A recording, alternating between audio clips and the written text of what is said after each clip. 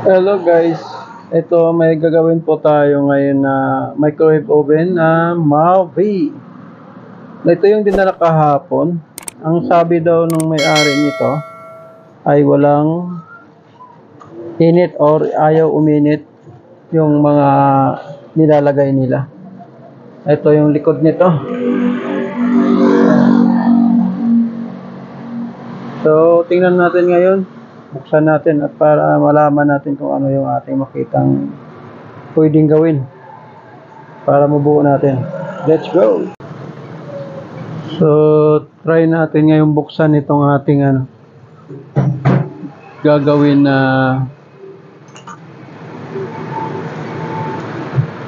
tawag nito, microwave.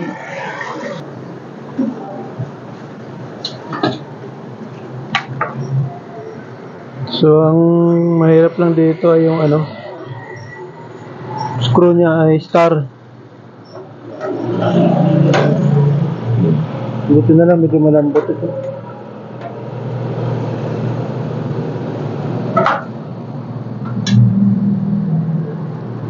Medyo langanan kasi yung kain niya or yung kagat niya. Mababaw.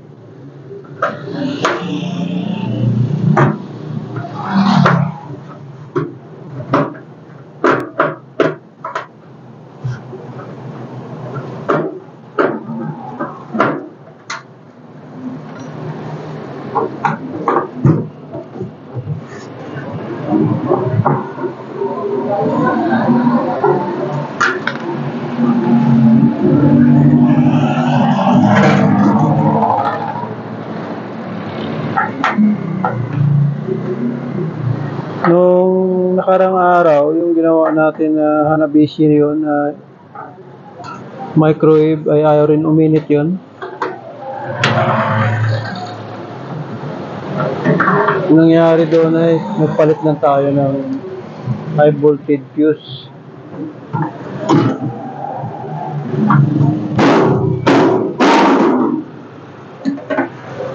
Ayan.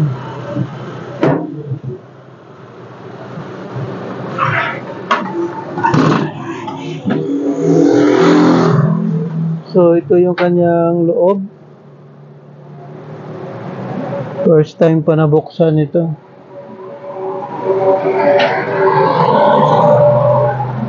May mga itlog ng ipis.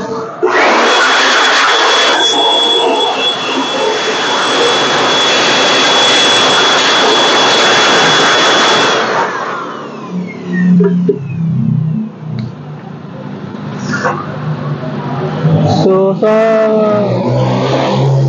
microwave na ayaw uminit, ang common lang laging tinitingnan dito ay itong high voltage fuse kung meron, at saka ito magnetron at yung supply dito sa kanyang transformer.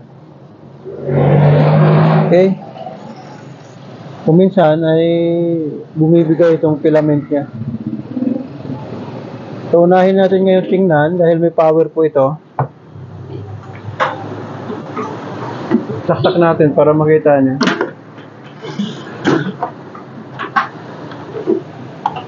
Plug lang natin. Ayan. Okay. So, may power po yan. Nag-start din. Problema ay ayaw uminit. Hi sir. So may customer tayong dumating. Nagdala ng exhaust fan. So patuloy tayo nito sa ating ginagawa. Sa mga gustong matuto ng pag-repair ng microwave, siguro ay makatulong sa inyo itong video na to. Sa mga master na po ay pakisuportahan na lang po itong video ko. Maraming salamat sa inyo. So pag ganitong nakikita nyo itong block na ito na square na pahaba, parehaba pala, ito ay high voltage fuse, yung ibang microwave ay wala nito, diretso na dito sa kanyang magnetron. So, i-check natin to. Papunta siya rito. Oh.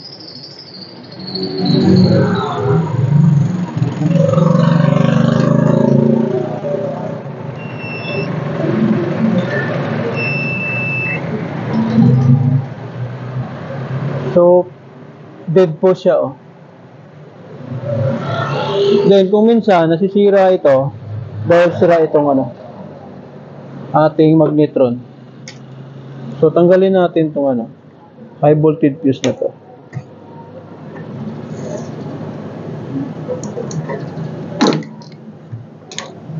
Ganito rin yung sira nung Hanabishi na ginawa natin nakaraang araw.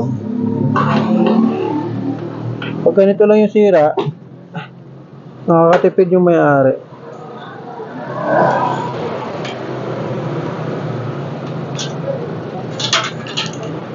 Yan o, wala na, putol po.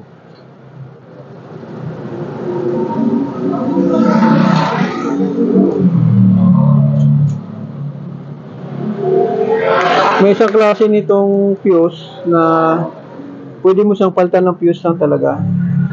Ito kasi assembly na siya. So isang buo po ang palit niyan. Then check natin itong terminal ng ating filament or yung terminal ng ating magnetron. Tigas. Sa 1K po ako nagsisettings kapag naghahanap ako ng or tinitingnan ko yung lek nitong terminal ng ating magnetron.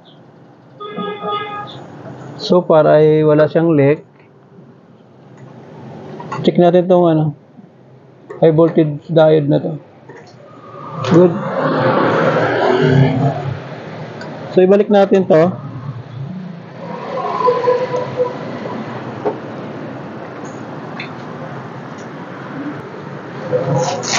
So, ito yung ating natirang nag-isa na lang siya. 700 milliampere, 5 kV. No? Ito naman ayan. So, same lang din sila. 700 milliampere, 5 kV.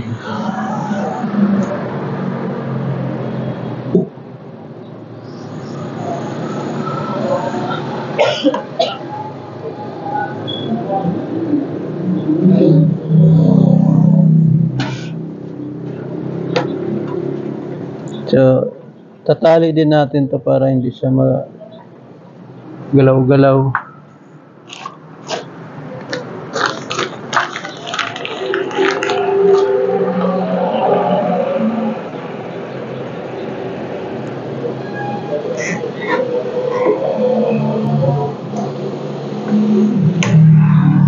Okay. So, yan. Naikabit na natin yung high voltage fuse. Sana ito lang yung sira niya. Para wala nang malaking gastusan yung may-ari. So, magta-try tayo ng kahit tubig lamang po. So, ito. Meron tayong tubig. At ito ay galing sa gripo. Plug in natin. Tapos, siguro 1 minute. Para makita natin na umuusok siya. Yan, antayin lang natin matapos ng timer natin. So, ganun lang po kasimple yung mga microwave ko minsan. Na ito lang lagi yung nasisira. Kung medyo luma na yung unit, ito. Pag medyo bago pa, malimit, ito lang din eh.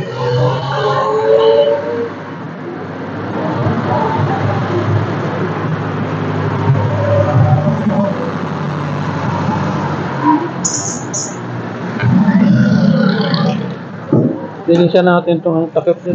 Daming agay na.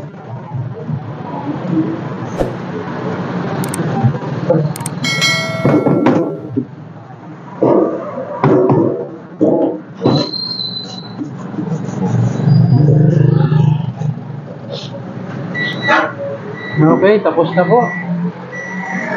So, tingnan natin. Ayan.